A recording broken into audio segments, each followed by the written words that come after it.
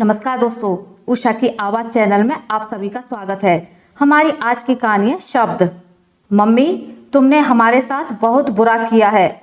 देखना तुम्हें इसकी ऐसी सज़ा मिलेगी कि तुम कभी भूल नहीं पाओगी।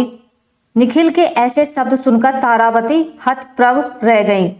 वो बेटे निखिल की तरफ देखते हुए बोली, ये तुम क्या कह रहे हो बेटा? ठीक ही तो कह रहा हूँ, तुमने बहुत बुरा किया हमारे साथ। तारावती को तो जैसे किसी ने ऊंचे पहाड़ से नीचे धकेल दिया हो। जिस बेटे के लिए माँ बाप अपना सुख चैन भुला देते हैं, जिसके दुख में दुखी और सुख में सुखी होते हैं, अपना सारा जीवन बच्चों की खातिर कुर्बान कर देते हैं, वही बच्चे क्या बोल रहे हैं और क्या माँ से कहना चाहिए और क्या नहीं, ये भी समझ नहीं आता।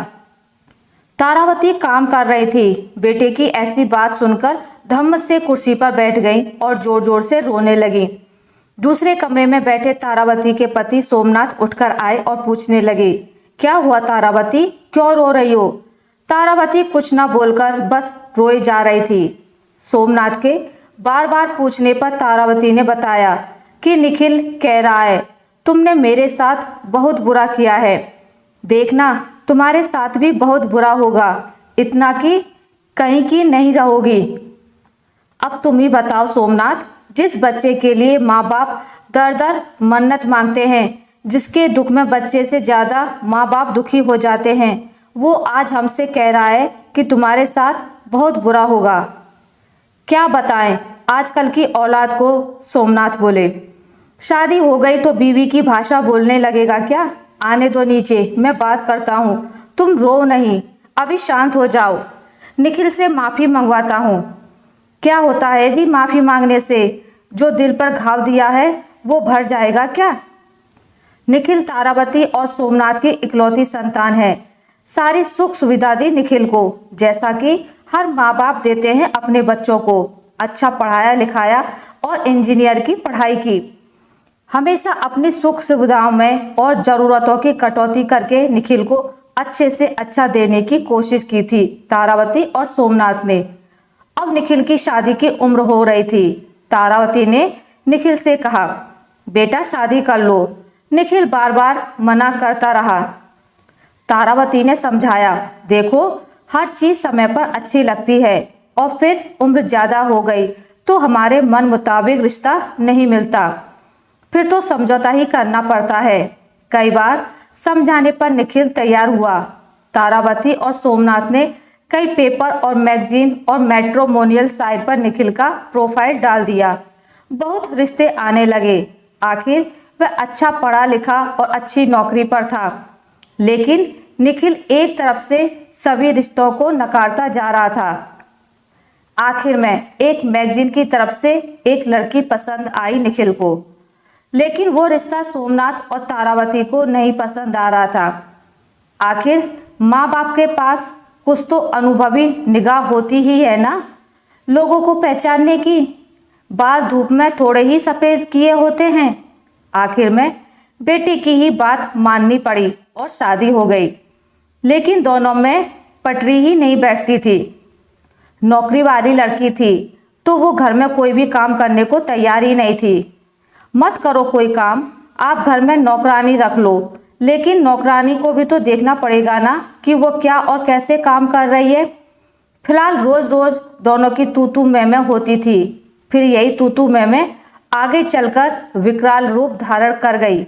अब तो बहू वीकेंड में अपना सामान उठाती और जाने कहाँ चली जाती, फिर 2 दिन के बाद आ जाती। पूछने पर घर में झगड़ा होता। इसी तरह लड़ते झगड़ते तलाक की नौबत आ गई और दोनों का तलाक हो गया। अब तारावती और सोमनाथ निखिल को लेकर फिर चिंतित रहने लगे। माँ बाप है ना, चिंता करना तो जायज़ है।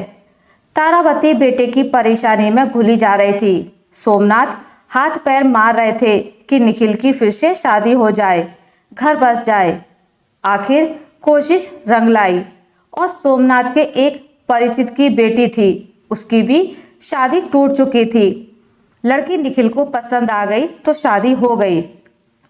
तारावती ने जब निखिल की पहली शादी हुई थी तो रिश्तेदारों को देने लेने के लिए कुछ कपड़े खरीदे थे, उसमें से कुछ बच गए थे।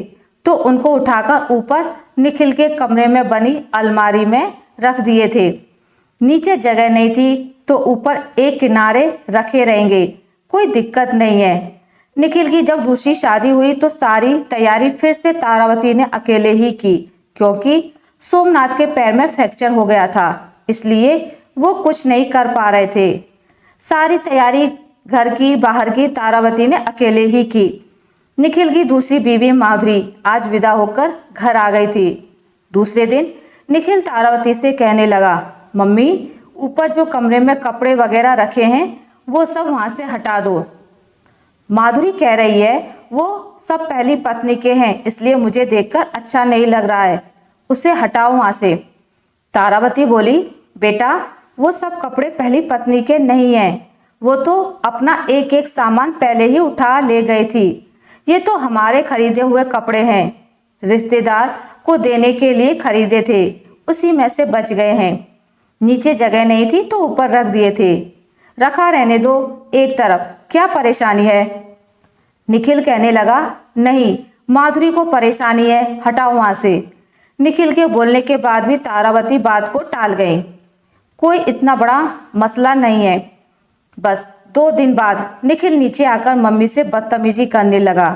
तुम हटा नहीं रही हो कपड़े, मेरा अच्छा नहीं देख सकती। बताओ, जिस बच्चे की परेशानी में आप पल पल परेशान होते हैं वो कह रहा है आप मेरा बुरा चाहती हैं। निखिल की बातों से तारावती के मन पर बहुत चोट लगी और वो अनमने मन से खाना बनाकर रखकर लेट गई। सुबह से खुद भी कुछ नहीं खाया था, बिना खाए पिए लेट गई। दोपहर 3 बजे जब सोमनाथ जी तारावती को आवाज़ देने लगे तो कोई जवाब ना पाकर तारावती को हिलाया। कोई हरकत न होने पर सोमनाथ ने निखिल को आवाज़ दी कि देखो नीचे आकर मम्मी को क्या हो गया है। निखिल दौड़ा दौड़ा नीचे आया। तारावती शुगर की पेशेंट थी, सुबह से कुछ नहीं खाया था तो शुगर लो हो गई थी और तारावती बेहोशी की हालत में पहुंच गई थी। फिर आनन फानन में शुगर का घोल पिलाया गया, कुछ मीठा खिलाया, तब जाकर तारावती थोड़ी ठीक हो पाई। उठकर बैठी तो रोने लगी कि आज हमारी ही औलाद मुझसे कह रही है कि तुमने हमारे साथ बहुत बुरा किया है, देखना तुम्हारे साथ भी बहुत बुरा होगा। निखिल ने तारावती को गले से लगा लिया। मुझे माफ़ कर दो मम्मी, गलती हो गई, मुझे ऐसा नहीं बोलना चाहिए था। वो कुछ देर तक मम्मी को गले से लगाए रहा, फिर जाकर माहौल कुछ ठीक हुआ। अब देखो आगे से अगर कुछ ऐसा बोला निखिल तो ठीक नहीं होगा। सॉरी मम्मी, अब ऐसा नहीं होगा। आजकल नई पीढ़ी में ऐसा देखने को आ रहा है, वो कुछ भी अनाप शनाप माँ बाप को बोल देते हैं जिसकी हमें उम्मीद भी नहीं होती। प्लीज़ ऐसा ना करें, माँ बाप बच्चों का बुरा कभी नहीं चाहते। शादी की है तो बीवी की भी इज्जत करें, लेकिन माँ बाप को बेइज्जत ना करें। आशा करती हूँ आपको मेरी आज की कहानी अच्छी लगी होगी। अगर आपको मेरी कहानी अच्छी लगी है तो इसे लाइक करें, ज़्यादा से ज़्यादा शेयर करें और अगर आप मेरे चैनल पर नए हैं तो इसे सब्सक्राइब करना ना भूलें। मिलते हैं एक नई कहानी के साथ, तब तक के लिए नमस्कार।